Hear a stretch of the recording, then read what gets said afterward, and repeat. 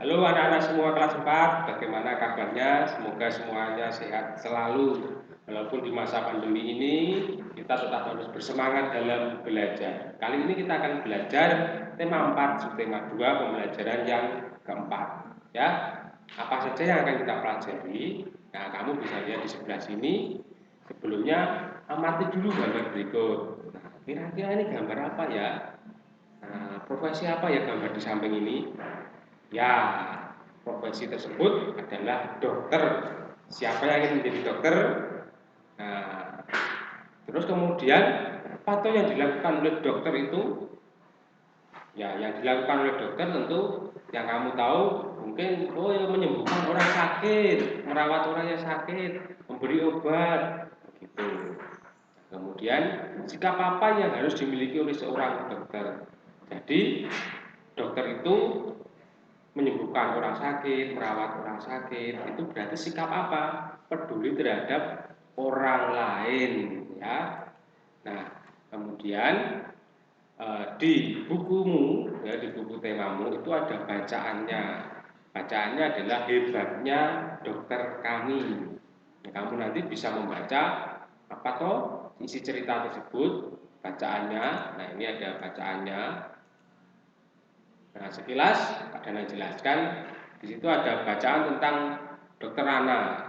Ya, Dokter Ana itu ialah dia sekolah di kedokteran setelah menjadi dokter, ternyata dia pulang lagi ke kampungnya, tidak berada di kota. Mengapa demikian? Kan di kota kan gajinya lebih banyak, penghasilannya lebih banyak. Kenapa dia memilih pulang ke desa?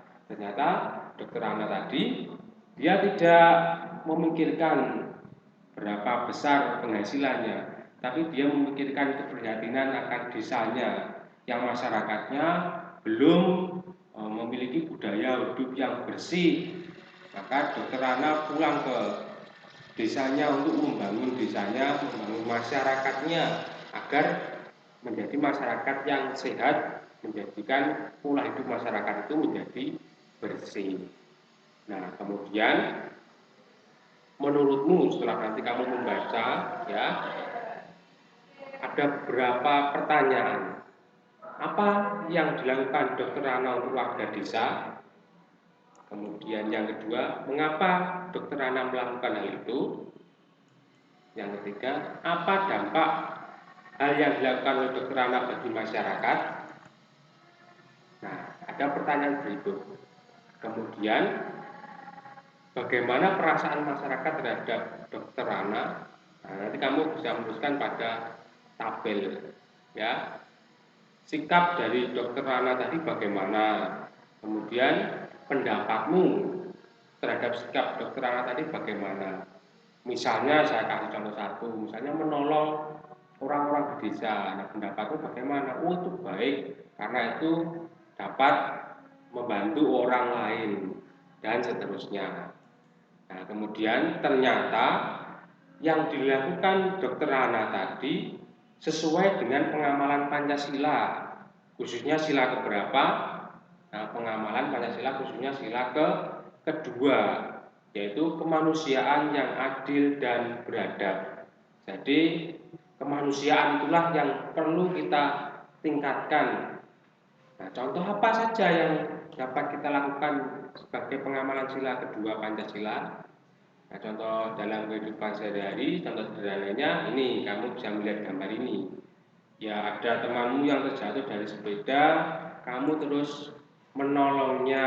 Nah, menolong teman yang terjatuh dari sepeda ini adalah mengamalkan sila kedua Pancasila, yaitu kemanusiaan yang adil dan beradab. Nah, selanjutnya, nah, untuk mewujudkan sila kedua Pancasila di dalam sekolah atau dalam kelas kita bisa membuat kesepakatan kelas. Contohnya seperti apa tuh kesepakatan kelas itu? Nah, ini contoh kesepakatan kelas, ya. Tertib, jujur, peduli, berbagi, menghargai, dan seterusnya. Nah, dengan kesepakatan kelas ini namanya kesepakatan itu berarti haruslah dilaksanakan secara bersama-sama. Nah, kesepakatan kelas ini dapat dibuat sesuai dengan apa yang menjadi harapanmu. Misalnya kamu mengharapkan kelas saya itu harus peduli terhadap orang lain, nah, maka dituliskan peduli, begitu. Ya, jadi kesepakatan kelas itu juga merupakan contoh perwujudan pengamalan sila kedua Pancasila. Dan yang terakhir, akhir dari pembelajaran ini adalah nilai apa yang dapat kamu pelajari pada hari ini. Nilai apa saja yang dapat kamu pelajari. Ini sebagai perenunganmu, refleksimu pada pembelajaran hari ini.